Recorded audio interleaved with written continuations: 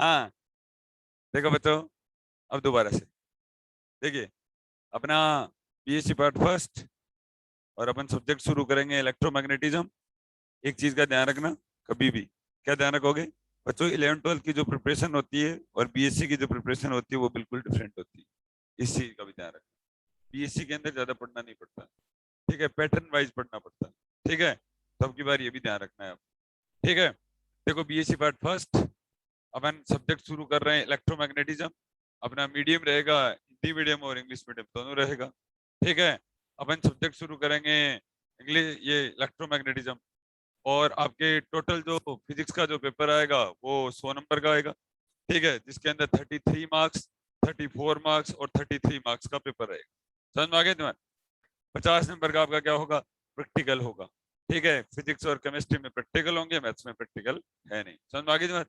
अपना जो टाइमिंग रहेगा वो रहेगा 4 PM टू 5 PM। क्या रहेगा? 4 PM to 5 PM, offline, offline और ऑनलाइन दोनों, ठीक है। ऑफलाइन और ऑनलाइन दोनों रहेगा, बैच सेम रहेंगे। समझ में आ गई बात? ठीक है। तो अब अपना है इलेक्ट्रोमैग्नेटिक। सबसे पहला अपना चैप्टर है कॉन्सेप्ट ऑफ फील्ड्स। सबसे पहला चैप्टर कॉन्सेप्ट ऑफ फील्ड्स, या क्षेत्र की अवधारणा, ठीक, क्षेत्र की अवधारणा, ठीक है। तो पहले चैप्टर का आपका नाम क्या है? अदिश क्षेत्र एवं सदिश क्षेत्र। अदिश क्षेत्र ये चैप्टर नेम है, फर्स्ट चैप्टर अदिश क्षेत्र एवं सदिश क्षेत्र, ठीक है। अब आपने आता है कॉन्सेप्ट ऑफ फील्ड। फील्ड क्या होता है? फील्ड ये होता है, जैसे सपोज करो बच्चों, फील्ड ये होता है, ये एक होगा अदिश क्षेत्र, एक होगा सदिश क्षेत्र। अब जैसे सपोज करो मैंने कोई कार्टेशियन कोऑर्डिनेट ले लिया, x y and z. Coordinate system भी 3 प्रकार के होते हैं। कितने प्रकार के होते हैं? 3 प्रकार के। एक क्या होता है, कार्तीय निर्देश तंत्र, एक होता है बेलनी निर्देश तंत्र, एक क्या होता है, गोलीय निर्देश तंत्र होता है, ठीक है। अब देखो सबसे पहले अपन कार्तीय निर्देश तंत्र, आप जानते हो, ये तो आपने पढ़ा होगा, एक्स वाई एंड जेड। अब इसके ये प्रेक्षण बिंदु है, ये क्या है, प्रेक्षण बिंदु है, जिसके कोऑर्डिनेट क्या है, एक्स वाई जेड। अब कोई भी भौतिक राशि ले लो आप, कोई भी क्या ले लो, भौतिक राशि ले लो। भौतिक राशि क्या क्या होती है? ताप है, फ्लक्स है, मैग्नेटिक फील्ड है, इलेक्ट्रिक फील्ड है। कोई भी भौतिक राशि, कोई भी फिजिकल क्वांटिटी ले लो आप, ठीक है, पोजीशन वेक्टर है, एनीवन, ठीक है। तो कोई भी भौतिक राशि अगर एक्स वाई एंड जेड के ऊपर अगर डिपेंड करती है ना, तो वो उस भौतिक राशि का ये क्या कहलाएगा, क्षेत्र कहलाएगा। बस इतना ही मुद्दा है, ज्यादा बड़ी बात नहीं। समझ में आ गया? तो इसका मतलब क्या हुआ? इसका मतलब ये हुआ, अगर कोई भी स्टूडेंट हिंदी में लिखना चाहे तो हिंदी में आप क्या लिखोगे, इंग्लिश में क्या लिखोगे, दैट फील्ड्स और space in which the physical quantity depends on the coordinates of the point of the observation is called the field of the physical quantity. और हिंदी में क्या लिखोगे आप? हिंदी में आप लिखोगे कि वह क्षेत्र या आकाश, वह क्षेत्र या आकाश जिसमें किसी भी भौतिक राशि का मान प्रेक्षण बिंदु के निर्देशांकों पर निर्भर करता है, तो वह उस भौतिक राशि का क्या कहलाता है, क्षेत्र कहलाता है। तो आगे, अरे आगे ना, that field or space in which the physical quantity depends on the coordinates of the point of the observation is called the field of that physical quantity। समझ में आ गया? अब देखो बच्चों, मैंने ऐसा बताया कि ये एक्स वाई जेड है, कोऑर्डिनेट है। अब कोई भी फील्ड है, यानी कोई भी क्षेत्र है, वो किसके ऊपर डिपेंड कर रहा है, एक्स वाई जेड के ऊपर। ये क्या कहलाएगा, उस भौतिक राशि का क्या कहलाएगा, क्षेत्र कहलाएगा। इसका मतलब क्या हुआ? इसका मतलब ये हुआ कि वो फिजिकल क्वांटिटी इस कोऑर्डिनेट के ऊपर डिपेंड कर रही है। इसका मतलब A is a function of x Y Z. अब ये मैंने ना वेक्टर लगाया, ना मैंने क्या लगाया, स्केलर लगाया। क्यों नहीं लगाया बच्चों? क्योंकि अभी अपन दो टाइप के बोलेंगे। अपन इसको क्या बोलेंगे, दो टाइप के बोलेंगे, A is a function of x Y Z, ठीक है। तो एक कह देंगे, इसके दो प्रकार होते हैं, एक अदिश और एक सदिश। तो हेडिंग दीजिए बच्चों, आगे लिखिए, अदिश क्षेत्र। हेडिंग दीजिए, अदिश क्षेत्र।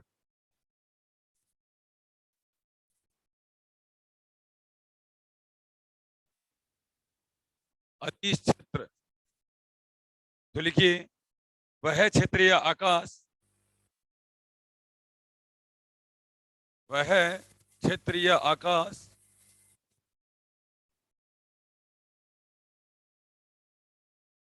वह क्षेत्रीय आकाश जिसमें किसी अदिश राशि का,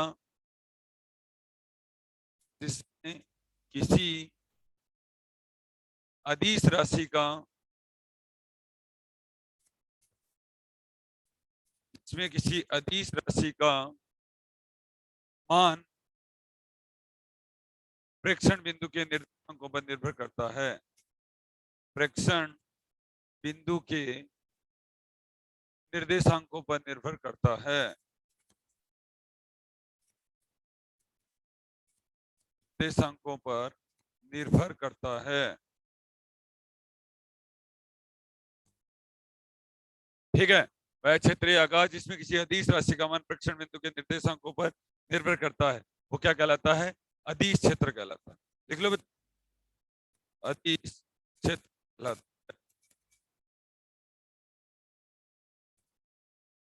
ठीक है, तो इंग्लिश में क्या लिखोगे? दैट फील्ड्स और स्पेस, दैट फील्ड्स और स्पेस, दैट फील्ड्स और space in which scalar quantity,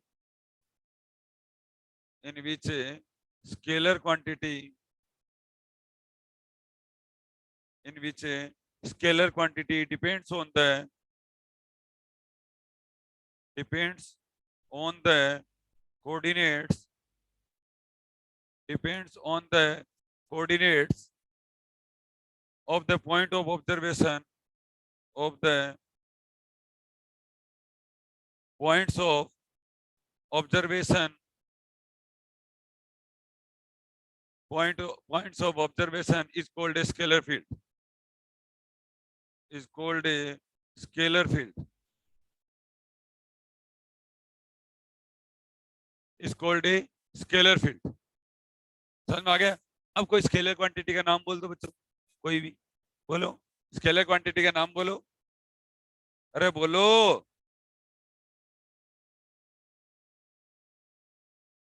बोलो रे, कोई भी बोलो। विद्युत विभव बोलो, विद्युत विभव, ताप, फ्लक्स, ये क्या है? अगर ये फिजिकल क्वांटिटी अगर एक्स वाई जेड के ऊपर डिपेंड करते हैं तो वो क्या कहलाएगा? अदिश राशि का क्षेत्र कहलाएगा। वो क्या कहलाएगा बच्चों? अदिश राशि का क्षेत्र कहलाएगा। ठीक है, तो लिखिए, माना, लिखो बच्चों, माना एक्स कोमा वाई तथा जेड निर्देशांकों वाले, निर्देशांकों वाले, निर्देशांकों वाले किसी प्रेक्षण बिंदु पर, किसी प्रेक्षण बिंदु पर, किसी प्रेक्षण बिंदु पर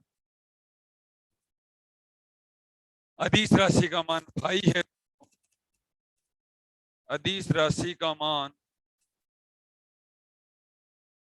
फाई है तो, अदिश राशि का मान फाई है तो फाई, तो phi is a function of x y and z. समझ में आ गया? अब जैसे देखो बच्चों, इधर देखो, इधर, ओ देखो बच्चों, ये जैसे अपन ने कोई एक सेलेक्ट कर लिया, एक निर्देश तंत्र कर लिया, आ गया, जिस पर अपन ने कोई फंक्शन को किसको डिफाइन कर दिया? फाई को डिफाइन कर दिया।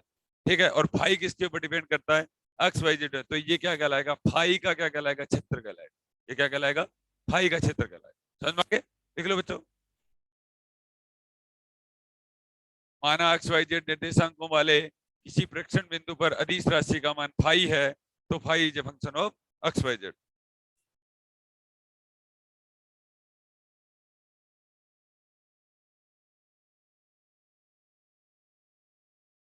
ठीक है बच्चों, अरे समझ गए क्या? ठीक है, तो अब लिखो भौतिक अच्छा इंग्लिश में तो लिखा है नहीं मैंने। ठीक है, if a scalar quantity, if a scalar quantity, if a scalar quantity, if a scalar quantity in which a scalar quantity, sorry, that field or acha, if a scalar quantity at a point, at a point having coordinate x, y, z, coordinate x, comma y, comma z is phi, then phi equal to phi is a function of x, y, z. समझ में आ गया? अब बच्चों अगर देखो माना x, y, z निर्देशांक वाले किसी प्रेक्षण बिंदु पर अदिश राशि का मान फाई है, तो अब अदिश राशि का मान फाई है, तो फाई क्या क्या हो सकता है? गुरुत्वीय विभव हो सकता है। क्या हो सकता है?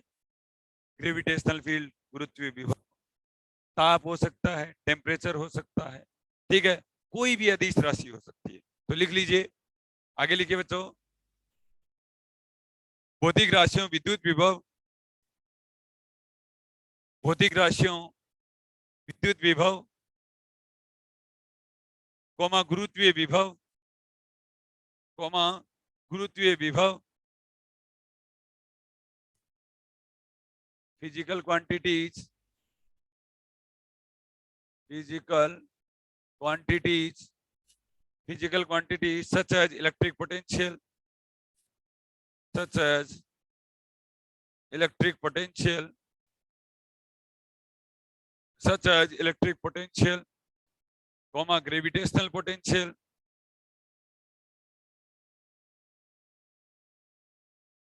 gravitational potential हिंदी में लिख रहे थे ना आप? देखिए, भौतिक राशियों विद्युत विभव, कोमा गुरुत्वीय विभव, कोमा ताप घनत्व, कोमा ताप घनत्व आदि को अदिश क्षेत्र के रूप में व्यक्त किया जाता है, आदि को अदिश क्षेत्र के रूप में व्यक्त किया जाता है। Physical quantity such as electric potential, gravitational field, comma temperature,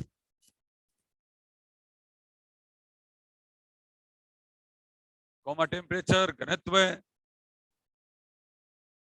density are expressed in the form of, are expressed in the form of scalar fields.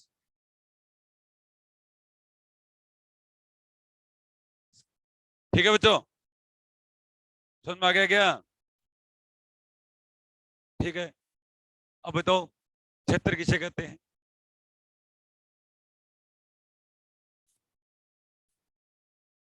क्षेत्र किसे कहते हैं? अगर कोई भी फिजिकल क्वांटिटी जो आपने क्षेत्र डिफाइन किया है उसके कोऑर्डिनेट्स के ऊपर अगर डिपेंड करता है ना, वो उसका क्या कहलाता है? क्षेत्र कहलाता है। ठीक है, एक अदिश राशि का क्षेत्र एक क्या कहलाएगा? सदिश क्षेत्र का कहलाता है। अब जैसे कोई फिजिकल क्वांटिटी है, ठीक है, वो क्या कर रही है? अच्छा, जैसे ऐसे देखो, आप ऐसे ऐसे सीधा सा बोल दिया करो, सर कोई भी फिजिकल क्वांटिटी है वो किसी फील्ड के निर्देशांकों पर, किसी क्षेत्र के निर्देशांकों पर निर्भर करती है, तो वो उसका क्षेत्र कहलाएगा। अदिश राशि अगर डिपेंड करती है तो अदिश राशि का क्षेत्र कहलाएगा, सदिश राशि डिपेंड करती है तो सदिश क्षेत्र कहलाएगा। समझ में आ गई? ठीक है, अब हेडिंग तो बच्चों सदिश क्षेत्र।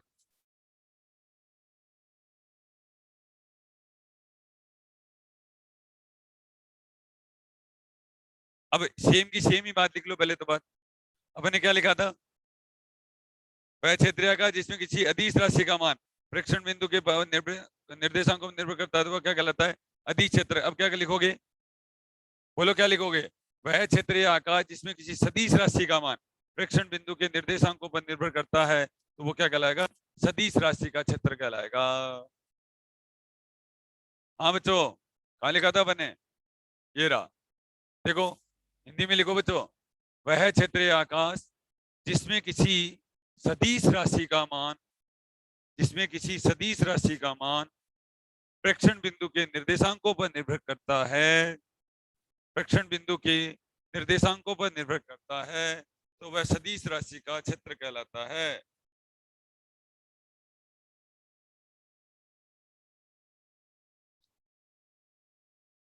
ठीक है। अब एक बात और एक्स्ट्रा लिख लो इसके अंदर बच्चों, देखिए, हाँ इंग्लिश में क्या लिखोगे, इंग्लिश में ये लिखोगे दैट फील्ड्स और space in which A vector quantity depends on the coordinates of the point of the observation is called vector field. ये देखो, ये दो बातें चेंज करनी है बच्चों, देखिए ये दो बातें चेंज करनी है। यहां पर क्या लिखना है, स्केलर फील्ड की जगह क्या लिखना है बच्चों, वेक्टर फील्ड। बोलो तो, वेक्टर फील्ड। अच्छा, ये हार्ड नहीं है ना, इंग्लिश मीडियम हिंदी मीडियम का कोई खास, यहाँ ज्यादा अच्छा समझ में आएगा ना। कोई टीचर मान लो सपोज करो तुम्हें हिंदी में पढ़ा रहा है, ठीक है, इंग्लिश में नहीं पढ़ा रहा, आगे तो काम अपने को इंग्लिश में करने होंगे, एमएससी प्रीवियस, एमएससी फाइनल, बड़ी बड़ी जगह से तो इंग्लिश में काम करना, थोड़ी थोड़ी चीजें सीखनी पड़ेगी। हिंदी में मैं आपको प्रॉब्लम नहीं आने दूंगा, टेंशन मत करो। देखो बच्चों, दैट फील्ड्स और space in which A vector fields quantity depends on the coordinates of the points of the observation is called vector field, called vector field. पहली बात तो ये हो गई, हिंदी में लिख ही लिया आपने। इसके अंदर एक चीज और लिख लो बच्चों, हाँ तो लिखिए, यही बात वापस से लिख लो, यही बात वापस से लिखो, आगे लिखिए ये वाले, माना एक्स वाई जेड निर्देशांकों वाले किसी प्रेक्षण बिंदु पर सदिश राशि का मान, ये वो लिख लो बच्चों, सदिश राशि का मान, सदिश राशि का मान ए वेक्टर है। अब की बार को ये वेक्टर ए लिख लो बच्चों, ए वेक्टर है, देन देन सॉरी तब A vector equal to A is a function of x Y Z. हाँ बच्चों, इंग्लिश में क्या लिखोगे, if a scalar quantity, if a vector quantity, if a vector quantity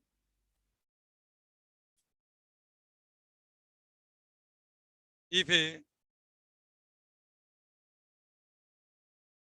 a vector quantity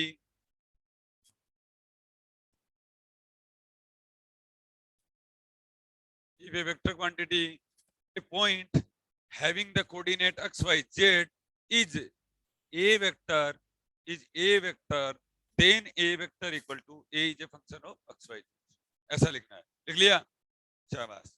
अब बच्चों आपको क्या करना है, लाइन और लिखनी है, एक लाइन क्या लिखनी है और लिखनी है, नोट देके लिख लो बच्चों, इसके अंदर नोट देके लिखना, क्या लेके लिखोगे, नोट लिख लो, लिखो यदि किसी क्षेत्र के प्रेक्षण बिंदु की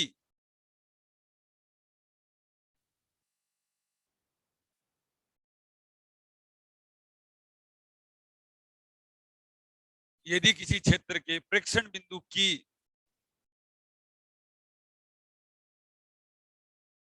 स्थिति में परिवर्तन करने से, स्थिति में परिवर्तन करने से,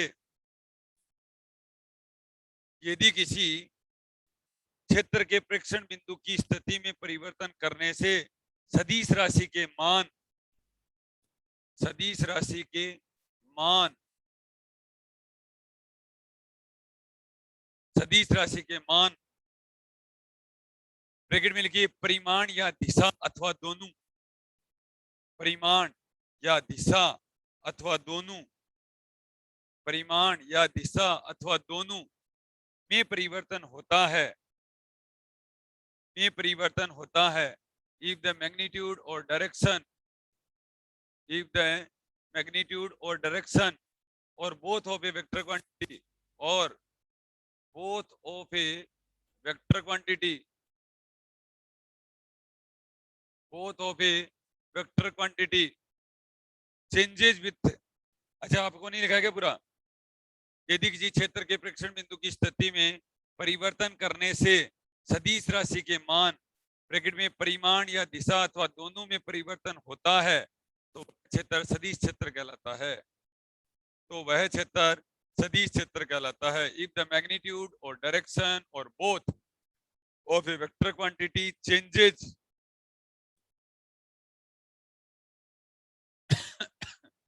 changes with the changes with the change in with the change in position,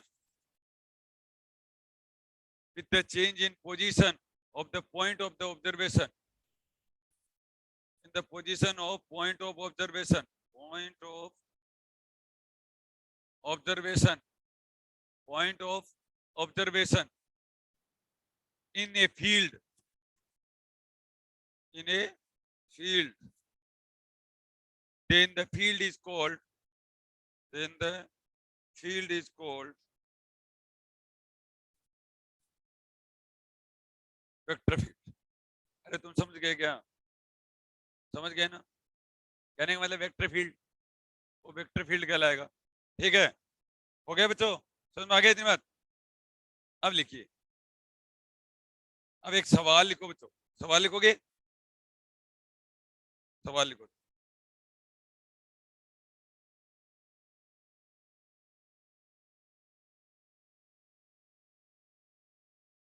अब समझ में आ रहा है क्या?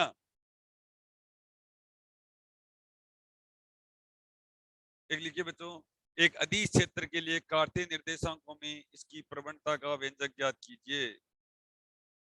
हेडिंग दीजिए। अच्छा, सवाल लिखिए, एक अदिश क्षेत्र के लिए, एक अदिश क्षेत्र के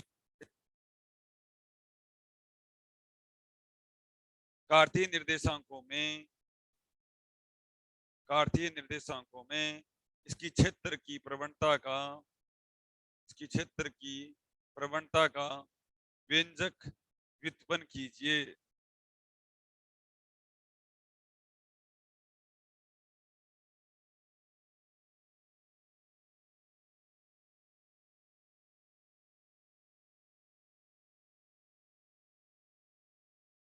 एक अदिश क्षेत्र के लिए कार्तीय निर्देशांकों में इसकी प्रवणता का व्यंजक ज्ञात कीजिए।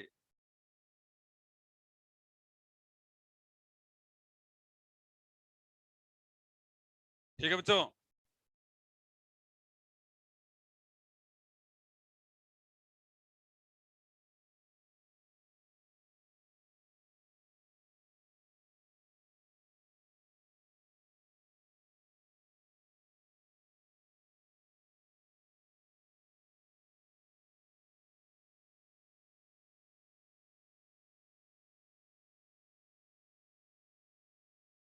ठीक है, तो इंग्लिश में क्या लिखोगे? ये बच्चों अपने को डेराइव करना है, करोगे? एक अदिश क्षेत्र के लिए सवाल देखिए, क्वेश्चन नंबर फर्स्ट। अच्छा, पहले वाला सवाल कैसे आएगा बच्चों? कि अदिश क्षेत्र है, सदिश क्षेत्र को परिभाषित कीजिए, ऐसा आएगा। क्या आएगा? तो अपन ने इतना पढ़ा है, वहां पर सवाल कैसा आएगा? अदिश क्षेत्र है, सदिश क्षेत्र को क्या कीजिए? परिभाषित कीजिए। 1 या 2 नंबर का सवाल आएगा। तो लिखिए, एक अदिश क्षेत्र के लिए, एक अदिश क्षेत्र के लिए कार्तीय निर्देशांकों में, कार्तीय निर्देशांकों में, कार्तीय निर्देशांकों में व्यंजक व्युत्पन्न कीजिए। इसकी प्रवणता का, इसकी, यही सवाल लिखा है, प्रवणता का व्यंजक व्युत्पन्न कीजिए।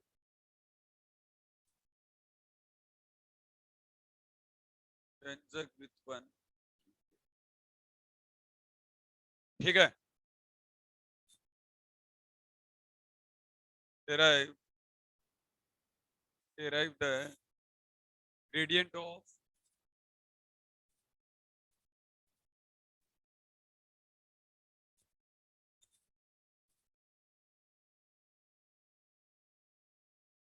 derive the gradient formula in Cartesian field, in Cartesian coordinate, Cartesian coordinate for a scalar field, for scalar field। ठीक है, लिख लिया गया?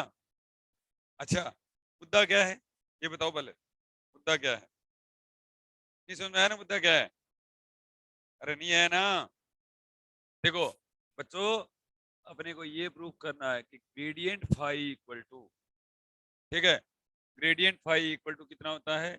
आई के, gradient phi equal to I के del phi upon del X, J के del phi upon delta Y, और plus K del phi upon del Z. बोलो, ठीक है? इसको क्या बोलते हैं? ग्रेडियंट फाइव बोलते हैं या ग्रेड फाइव बोलते हैं। ये आपको क्या करना है, फॉर्मूला डिराइव करना है, लिख लो नीचे। Grad phi equal to i cap del phi upon delta x, j cap del phi upon delta Y और k cap del phi upon delta z. समझ में आ गया?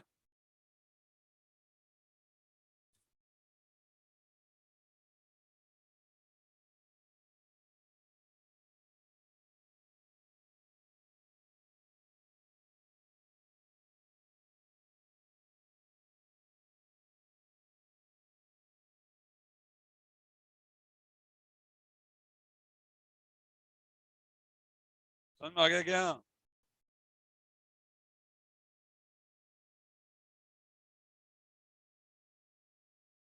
और एक सवाल और लिख लो क्या बच्चों? अरे एक सवाल और लिख लो क्या?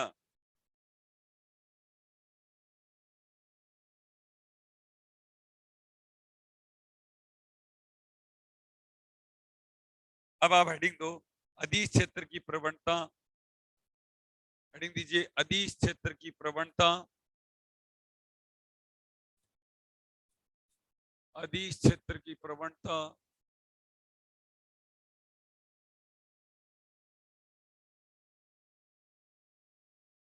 अदिश क्षेत्र की प्रवणता, भौतिक महत्व,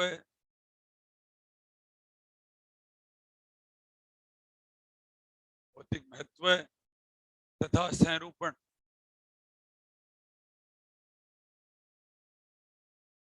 संरूपण, ये हेडिंग देना है। Gradient of a scalar field, gradient of a scalar field, physical importance,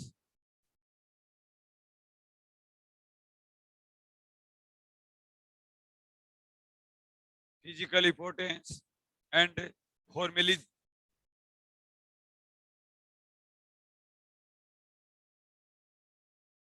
ये हेडिंग है। प्रूफ क्या करना है बच्चों? प्रूफ अपने को ये करना है, ये आपने कभी पढ़ा है? ये अपने को प्रूफ करना है, ठीक है। पहले अपने को क्या होता है, पहले अपने को ये देखना है कि अदिश क्षेत्र की प्रवणता क्या होती है। क्या होती है अदिश क्षेत्र की प्रवणता? नहीं पता। भौतिक महत्व है, संरूपण, ये क्या होता है? आज तुम कौन सा चैप्टर पढ़ गए थे कॉलेज में? यही समझ में आया था? फिर अभी समझ में आ रहा है ना? अब बताओ, अभी तक अपन ने क्या पढ़ा? क्षेत्र किसे कहते हैं? क्षेत्र क्या होता है? कोई भी भौतिक राशि हो, ठीक है, जो कोई भी आपने फील्ड अगर डिफाइन किया है, उसके ऑब्जर्वेशन पॉइंट के निर्देशांकों पर अगर कोई भौतिक राशि निर्भर करती है ना, तो वो क्या कहलाता है? क्षेत्र कहलाता है। अदिश राशि है तो अदिश क्षेत्र कहलाएगा, सदिश राशि है तो सदिश क्षेत्र कहलाएगा। मुद्दा इतना ही था। अब आता है बच्चों अदिश क्षेत्र की प्रवणता, भौतिक महत्व है और ग्रेडियंट, सॉरी, सानुपण, ये आता है। आपको बताऊं, इसके अंदर बच्चों एक सीधी सी बात है, ठीक है, कि अपने को ये प्रूव करना है, अपने को इसके अंदर ये प्रूव करना है। पहले अपने सबसे पहले ये प्रूव करेंगे कि ग्रेड फाइव इक्वल टू, जैसे देखो बच्चों, इसके अंदर ये प्रूव करेंगे अपन, जैसे सपोज कीजिए दो फील्ड लिए, ये दो फील्ड ले लिए, फील्ड जान के, तो कोई भी फिजिकल क्वांटिटी जो प्रेक्षण बिंदु के निर्देशांकों पर निर्भर करता है, वो क्या कहलाता है? फील्ड कहलाता है। ये कोई मैंने फील्ड ले लिया बच्चों, ये दो फील्ड ले लिए, ये एनिमल एक्स वाई जेड, मैंने ये कोई पॉइंट ले लिया, ए पॉइंट ले लिया, मैंने ये कोई पॉइंट क्या ले लिया? बी पॉइंट ले लो, ठीक है। यहां से मैं पोजीशन वेक्टर आर कह दिया, यहां से इसका स्थिति सदिश क्या है? यहां से इसका स्थिति सदिश कितना है? आर कह दिया, बराबर। ये कोई मैं पॉइंट सी ले लेता हूं बच्चों, ये ऑब्वियस सी बात है, अगर मैं यहां से यहां की दूरी अगर मैं डेल्टा आर वेक्टर कह दूं तो आपको कोई दिक्कत है क्या? तो ऑब्वियस सी बात है बच्चों, अगर ये क्या हो जाएगा? ये आर प्लस डेल्टा आर हो जाएगा। अरे ये क्या हो जाएगा? आर प्लस डेल्टा आर हो जाएगा। कोई दिक्कत है यहाँ तक? ठीक है। अब क्या करना है, अब ये एक एक तरीके से ये क्या है? पोजीशन वेक्टर है, ठीक है। अब अपने को क्या करना है, ये देखो, ये बिल्कुल मैंने नॉर्मल डायरेक्शन के अंदर मैंने इसको कह दिया एन केप है। मैंने क्या कह दिया? एन केप है, ये कोई मेरा पॉइंट क्या है, बी है, ये डायरेक्शन मैंने एन केप कह दी, ठीक है। ऐसे मैंने एक टेंजेंट लगा दी। ये पृष्ठ कौन से हैं, ये बच्चों दो समदिश पृष्ठ हैं। ये कौन से पृष्ठ हैं, दो समदिश पृष्ठ हैं। ये समदिश जानते हो, हाँ,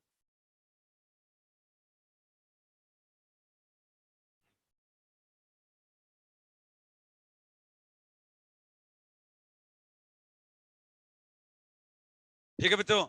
अब देखो, ये मैंने दो एक समदिश पृष्ठ ले लिए, S1 और S2। तो S1 और S2 क्या है, S1 and S2 are, S1 and S2 समदिश पृष्ठ है,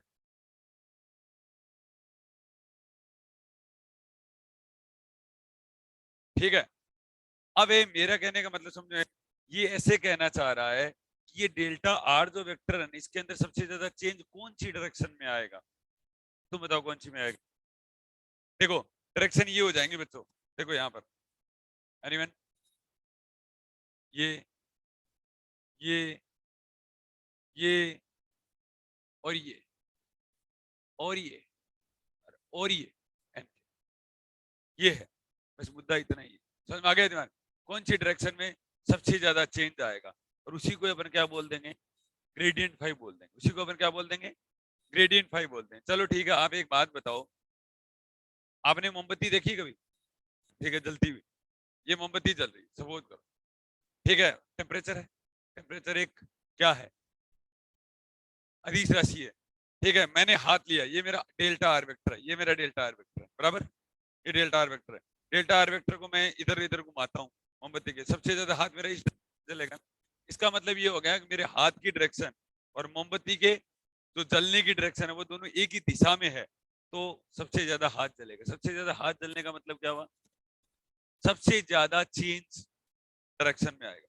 समझ में आ गया, चलो ठीक है। और कोई एग्जांपल लो, आप पानी का घड़ा लो, बराबर, घड़े में से सबसे ज्यादा पानी कब निकलेगा, जब अपन घड़े को उल्टा कर दें, बराबर, समझ में आ गया तुम्हारे, ठीक है। तो सबसे ज्यादा चेंज हमेशा, कोई अगर सरफेस होती है ना, सरफेस कोई भी प्लेन होता है, प्लेन, प्लेन के हमेशा नॉर्मल डायरेक्शन में सबसे ज्यादा चेंज आता है।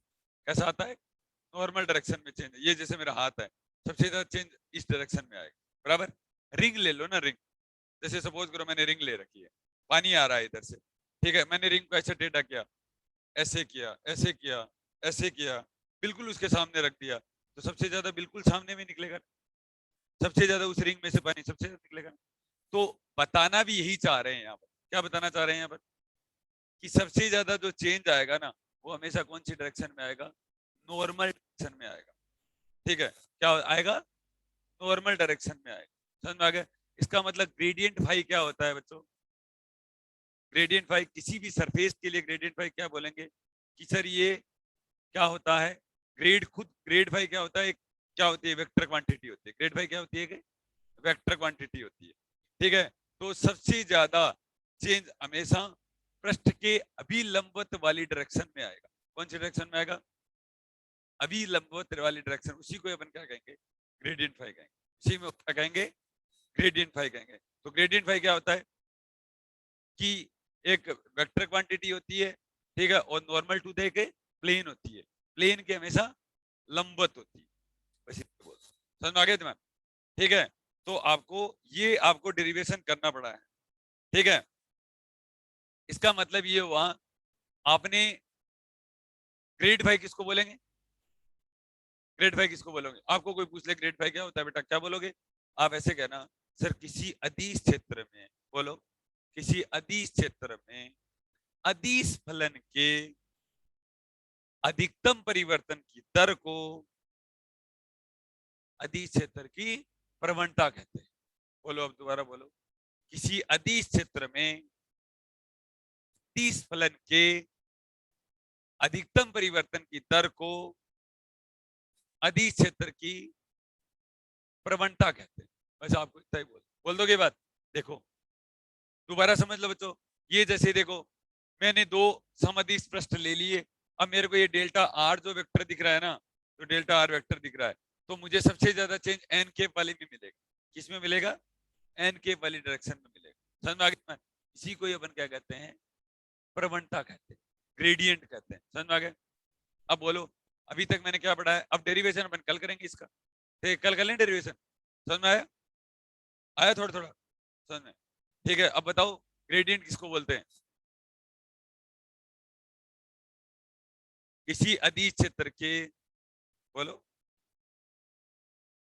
अदिश क्षेत्र तो हो ही गया, और अदिश ही फलन, अदिश क्षेत्र के अदिश फलन की अधिकतम परिवर्तन की दर को सबसे ज्यादा चेंज डायरेक्शन में आता है। कोई सपोज करो अपन ने स्केलर फील्ड लिया, अदिश क्षेत्र लिया, ठीक है, और उसमें कोई अदिश फलन लिया, और उसमें सबसे ज्यादा चेंज मुझे कौन सी डायरेक्शन में मिला, ठीक है, वही क्या कहलाएगा? अदिश क्षेत्र की प्रवणता कहलाती है। बस बात इतनी है, तो लिख लो, ठीक है, लिखोगे नहीं क्या? हाँ, देखो बच्चों, किसी अदिश क्षेत्र में, किसी अदिश क्षेत्र में अदिश फलन के अधिकतम परिवर्तन की दर को, अधिकतम परिवर्तन की दर को अदिश क्षेत्र की प्रवणता कहते हैं।